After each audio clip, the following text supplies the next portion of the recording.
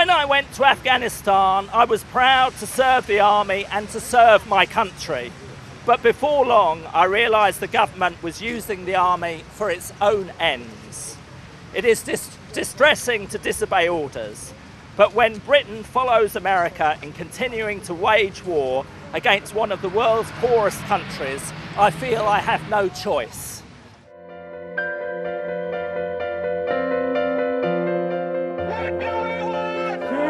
This young veteran of the Afghan war has put himself in the line of fire once more. But on this occasion, Lance Corporal Joe Glenton is leading from the front of an anti-war demonstration.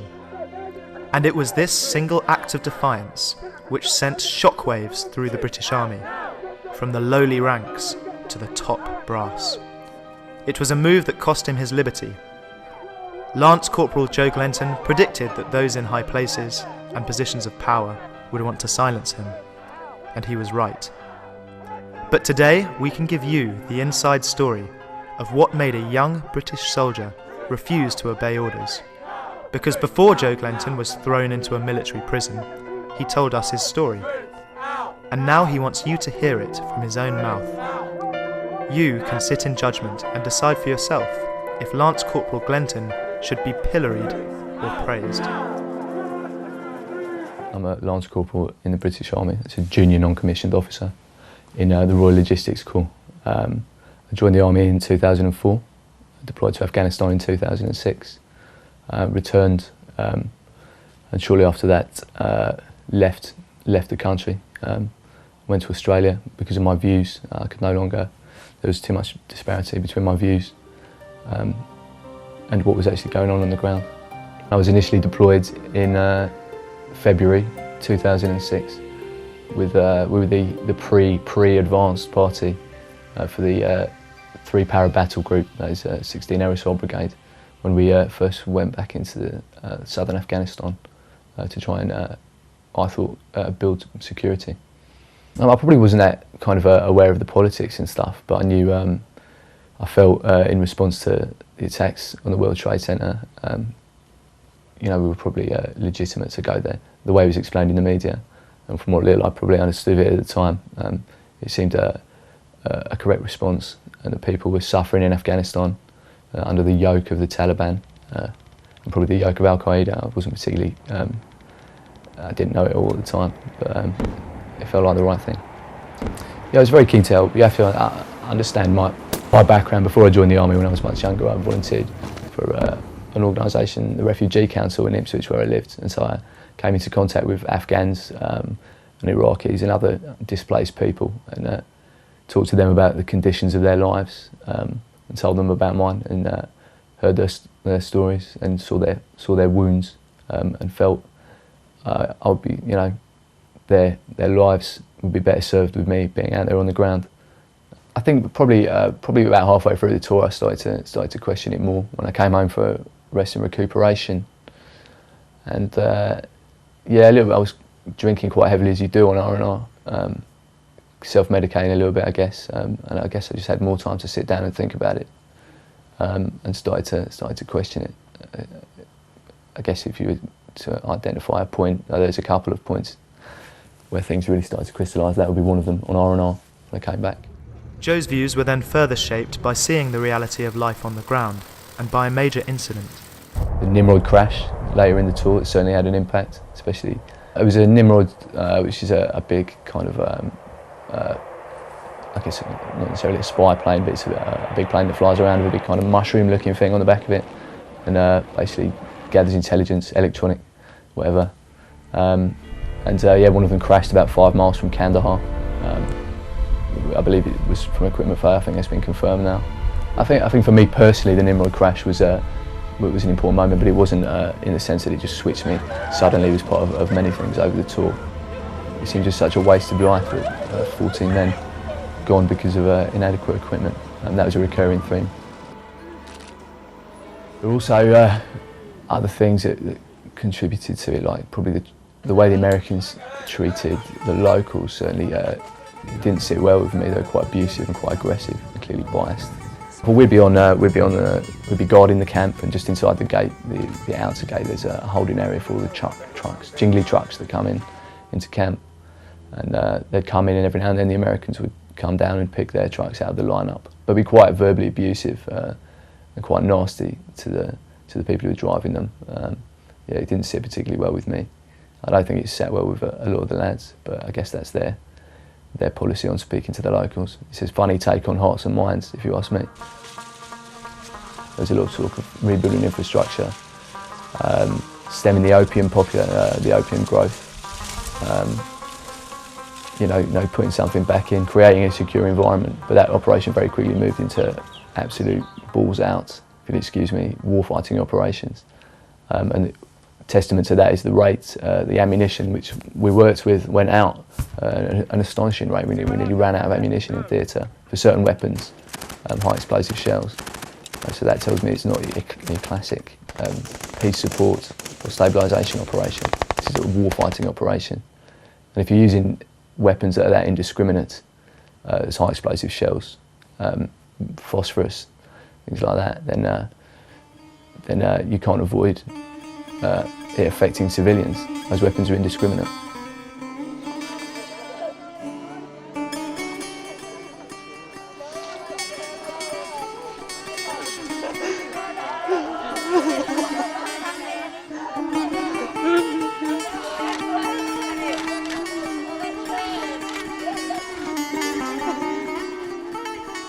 It certainly sits with me that I was involved in something that I didn't fully understand and may well have had an extremely negative impact on people's lives, or indeed ended them, even if it's indirectly. And we all have to bear responsibility for what's gone on out there, and I don't intend to shirk it. I was involved, and potentially there is blood on my hands, but I guess it will come back to the government's policies that put us out there. Our aim in 2009 is the same as in 2001. We are in Afghanistan as a result of a hard-headed assessment of the terrorist threat facing Britain. We are part of a coalition of more than 40 countries embracing not just NATO, with the Danes and Estonians alongside British troops in Helmand, but countries like Australia. So this remains above all an international mission. We've all seen the reality of the threat in Bali, Madrid, Mumbai, and of course on the streets of London 4 years ago. It is our efforts at home and abroad, the efforts of our allies, the efforts of our armed forces, of the police and security services back in Britain, which prevented and have continued to prevent further terrorist attacks. Joe returned from his first tour of duty in October 2006, but it was when he got his second call-up months later that he knew he had a major decision to make on whether he could serve in Afghanistan again. When I got the second call-up, I guess it was kind of a crunch time for me. I really had to kind of figure out what my views were, and I thought about it and put everything together and realised I couldn't, in good conscience, return there and take part in those things. I'd looked into it a lot more, and looked into the things like the law of armed conflict, etc., and realised that there was something fundamentally wrong legally with this conflict, occupying another country, regime change, all these things were apparent to me. It remains my judgment that a safer Britain requires a safer Afghanistan. In Afghanistan last week, I was further convinced that despite the challenges we face, a nation emerging from 3 decades of violence can be healed and strengthened, and that our country and the whole world can be safer, because together we have the values, the strategy, and I believe the resolve to complete our vital and important task. I'd been posted to this new unit, and I was told by one of my seniors that I would be deploying on tour, at which point my views had kind of become a lot more solid, and I told him I wouldn't be going. I would refuse to deploy. As far as I'm concerned, I couldn't go on those grounds, on the grounds of my objections. But the reaction was not what I expected. I expected my views to be taken into account and not discriminated against. I went to my acting sergeant major. He told my acting officer commanding, and at that point, for me personally, having really bought into the system, it became apparent I could no longer trust my chain of command any more than I could trust the government's policies. So yeah, it was a difficult time for me, who was, keen and green up until that point. I want to thank you for your patriotic service. I want to thank every one of you for what you have done in what is the front line against the Taliban. But Joe no longer wanted to be on that front line, and in 2007 decided to leave the country and go AWOL. AWOL is absence without leave, basically it's going without permission. I left the country. It was kind of an instinctive reaction. My intention was always to come back. I just needed to take a step back. If you imagine in a civilian job, if someone's harassing you and victimising you, then you'd leave the room, you'd go somewhere else. But of course that isn't an option in the army. You know, there's no way out, and if the systems that are put in place to protect you fail, then that's it. The complaints procedure didn't work. So yeah, I left and went initially to Southeast Asia, just thinking I needed some time. I was a bit of a mess, so I went to Southeast Asia and just kind of moved around for a couple of months. Self-medicating quite heavily, a lot of drink, it's fairly cheap out there, and just kind of kicked around and tried to get myself back together. The army was always home. I really found my vocation there initially, and I planned to go away for 3 months, just sort, or however long it took, and just sort myself out, but not very long.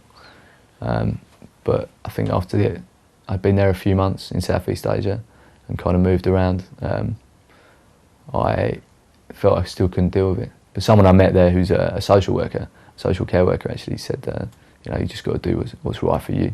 I think it's less a question of me deserting the army and more a question of them deserting me. And a lot of other guys out there who've been cut loose into society, harassed out.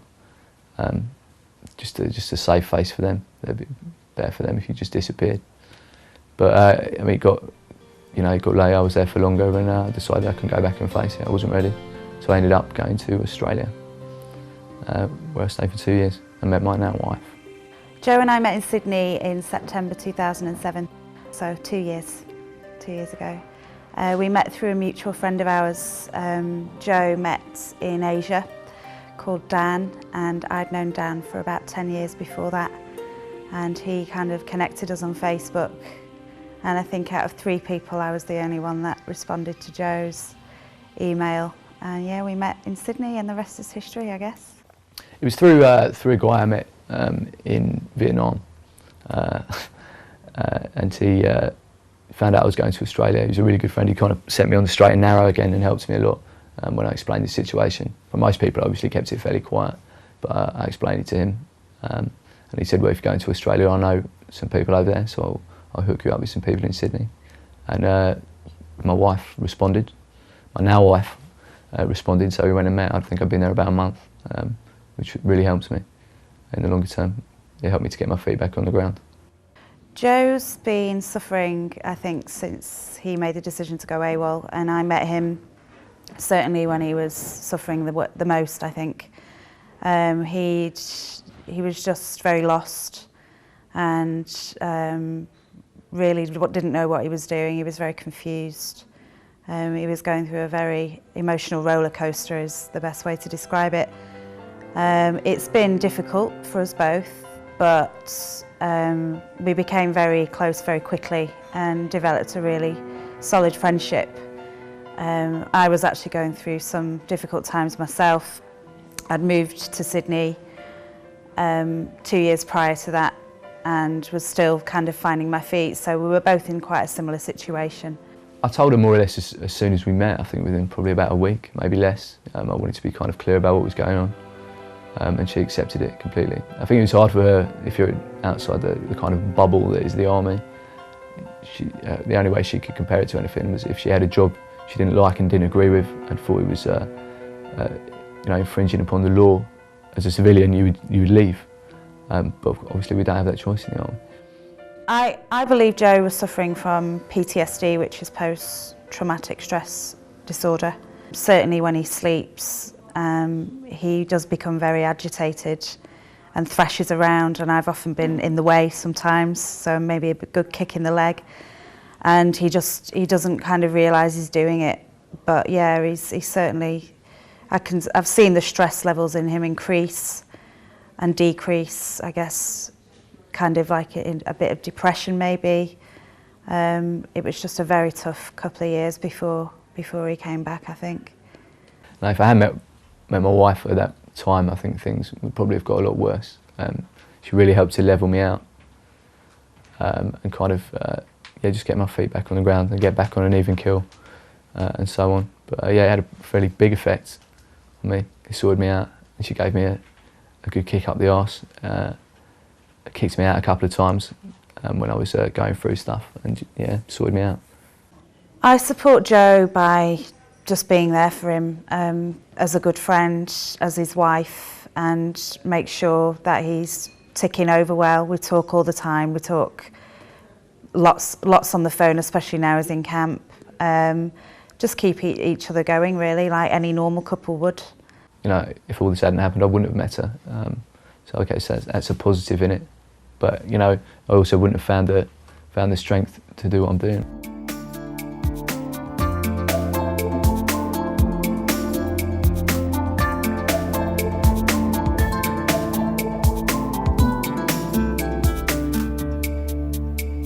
My views on the war, I think initially, when it started 8 years ago, I felt very detached from the situation. It always, to me, seemed something that was so far away. Since I've met Joe, this has changed. I believe what he's saying is right. I don't believe the war is just. I don't believe we should be there occupying and destroying the lives of many Afghan people, as well as British soldiers that are dying. I fully support Joe in his views and opinions, and I think a lot of other people do as well. Lift your head up, sir. Joe felt he needed to take things further, and on the 30th of July he delivered a letter to Prime Minister Gordon Brown outlining his views on the war in Afghanistan. I just felt there needed to be a statement. I needed to kind of get out there and say what I thought. And so I did. I wrote it in the Nag's Head in Covent Garden. We just went down and did it. I thought it needed to be done. We knew we wanted to make it public, but we had a few days to plan it. Fairly spontaneous, because we didn't get. If we'd had enough time, we probably would have booked it and gone into Downing Street itself and delivered the letter. But you have to book in advance for that. But we just decided to go down on the day and deliver it and push forward.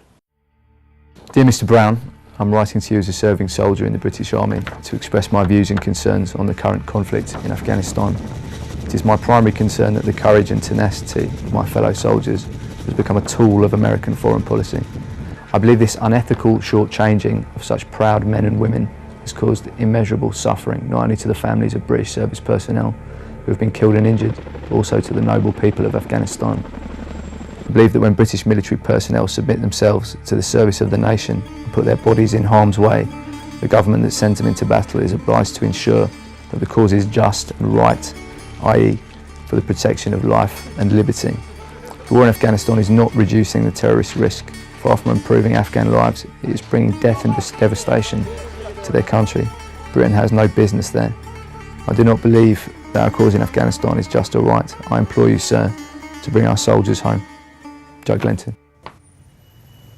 I had to write the letter. I felt morally obliged to write the letter. He probably doesn't get too much feedback from soldiers. Politicians don't tend to talk to them very much.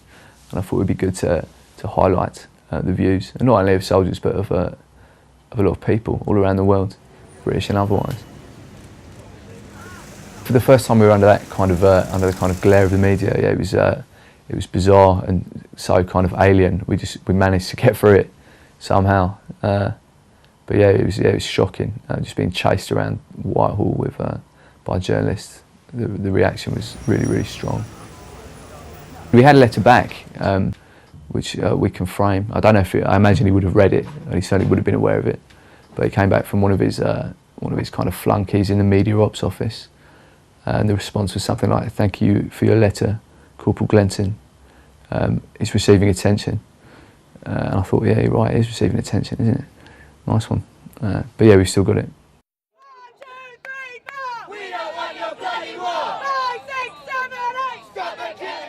I was always aware of the Stop the War Coalition. In fact, when I was applying to join the army, my mum was on the 2 million or 3 million mark. But I decided You know, they're a great organisation, they've been very supportive. And they provided me with a forum, and they still do, to stand up and express my view. But not everyone wanted to hear those views. Joe had been warned by the army that he faced more serious charges if he attended the protest. I believe they upped the charge from AWOL to desertion, so it would be desertion, and the sentence, you know, could vary. The prospect of Joe going to prison terrifies me. Obviously, I don't want that for him at all, and in my view, he's not done anything whatsoever that deserves him going to prison. As his wife, I'd miss him terribly, but I do have, you know, I'm quite safe in the knowledge that he will be okay. He's very strong-minded. He will survive any term he gets and any conditions he has to live in, because that's just who he is as an incredible person.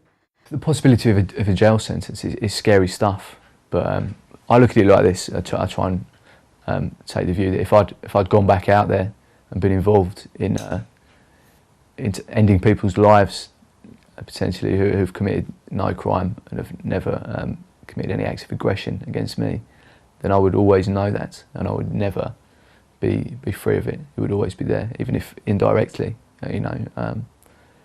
But as I've refused, I think I have kind of liberated myself, in a sense, because I've said no, I won't do it, and I'll always know that as well.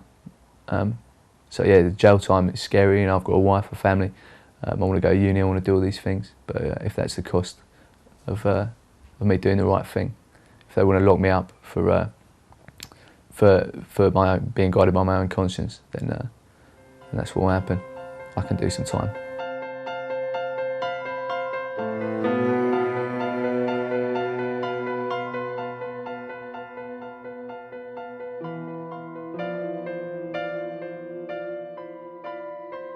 I'm living in barracks in single living accommodation of varying standards, but the guys are the kind of constant, and the guys I work with are great. It's a really good bunch, motivated lads. There's a very diverse group, people from all over the world and all over the country, and yeah, I'd say it's a fairly positive working environment.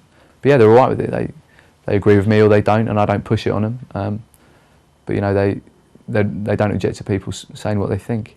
They admire it. It's something fairly admirable in military culture.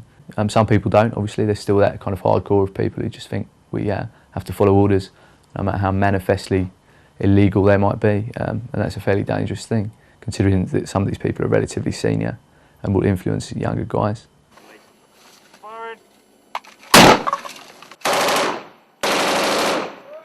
Most of those guys don't know why they're there, and a lot of them don't really care. It's their job.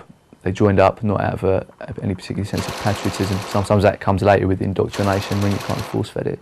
But those guys are young blokes who want to get on in life, and that's why they join the army, to escape poverty, especially these days. What we're talking about is economic conscription, because these guys, with the current climate, have no choice. Where else are they going to get a job? So they sign up, not understanding the politics. There is discontent in the army as a whole. People do question, but they don't know they have an option to challenge what's going on. They're not told that. I mean, why would the army promote that? Then you'd have soldiers asking questions, which would be a terrible state of affairs to have free-thinking people.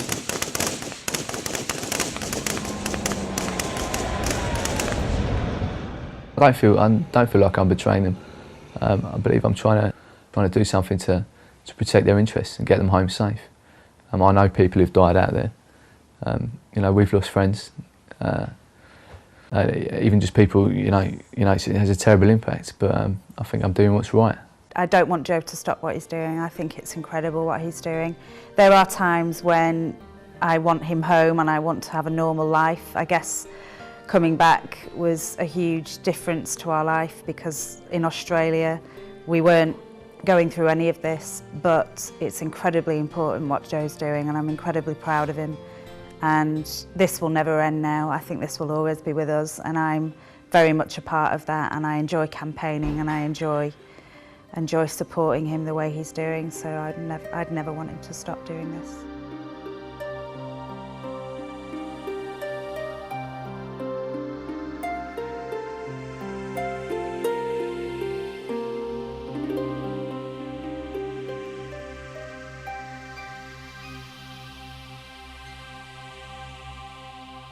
believe I'm doing what's right, and I have to stick by my convictions. And most guys I know respect that.